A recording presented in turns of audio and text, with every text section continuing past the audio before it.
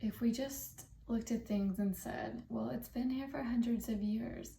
It's been this way for hundreds of years. Think of all the different things that, especially now, are coming to light, that people are accepting and recognizing that just because it's been done one way or around for this period of time, that doesn't mean that it shouldn't be changed. And I think it's so much harder for us to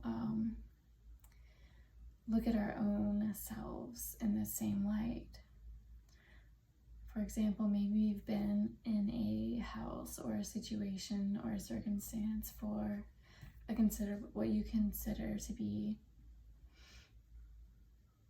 a long period of time. Say you've been, well, I've been in this house, I've been in this community, I've been in this relationship, I've been doing this thing for, 11 years, 20 years, 5 years now. I've invested all of this time. I've invested all of this energy into growing this thing, even though you know that where you're at now is no longer serving you, or that all of this energy and time you're putting into this thing is not going to get you to where you want to be, even if it's been decades or centuries, or even if it's been a significant amount of time in your life. Maybe it's been half of your life. That doesn't change that you have an opportunity to get out of the circumstance if it's not serving you anymore, or if it's preventing you from being this higher version of yourself, or being able to complete your journey in this transformation of this new self, or this next version of yourself. Sometimes it can be even more frightening or intimidating when you've been in something for so long to say, well, I've already spent this much time. But the reality is that what's most important is if you feel that it's no longer serving you or preventing you from transforming into what is next for you, then every amount of time you're spending in this is keeping you from being who you want to be, or where you want to be, or from transforming into this next stage. So I would encourage you not to consider time, not to consider the energy of the past, but to focus on what it is in the future that you want and how you can get there. Because ultimately, this time is in the past, and it's not important. What is important is that if it's not serving you, or is keeping you from transforming and growing, that you not spend or give any more time or energy to it.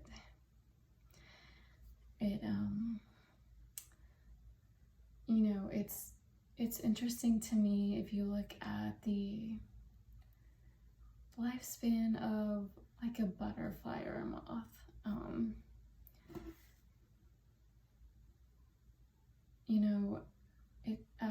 Butterflies and moths, the adults will lay their eggs on plants, so that when the eggs hatch, then the larvae, they will have the plants to eat, and then the larvae will spend an amount of time just eating and eating and eating, and they'll shed their skins. They become caterpillars. They'll shed their skins like 4 or 5 times, and then moths have their cocoons, and the the caterpillars will have the pupas that they will stay in for certain periods of times, maybe like a month or a few weeks. Some are longer or shorter, and then they will emerge as they have what's considered a complete metamorphosis, which means it's like a full transformation from what they were. Unlike like grasshoppers or some other, like, this kind of gross, but cockroaches. So those are considered incomplete metamorphoses because they are born, the young will be how they are when they're adults, except they don't have wings when they're young. They grow into them. But anyways, so the butterflies and moths have complete metamorphosis, complete transformation, and when they become the butterflies or the moths, when they completely transform into these winged creatures, they, for the most part, will only live for like 4 weeks. Some live a little longer. Some will travel, like the monarch butterfly will travel and perhaps live like 7 months or so. But they'll travel and look for mates and complete the cycle again. And some don't even feed once they get their wings. They're just focused on their journey and what they're meant to do, right? But their lives are very short. But in that time, they have a complete transformation and fly and have their journey and make the most of that time, that short time that they have. So in some of that time, yes, they're spending in isolation, this stillness on the outside, but on the inside, there's a complete transformation happening. And that's what happens with us when we're really open to our transformation on our journey. Complete metamorphosis, constantly feeding ourselves with what we need that will help us to have that transformation, and spending the time in solitude while there's so much growth and inner change happening. And then when we're ready, allowing ourselves the space and the time to develop and grow, and then find those who resonate with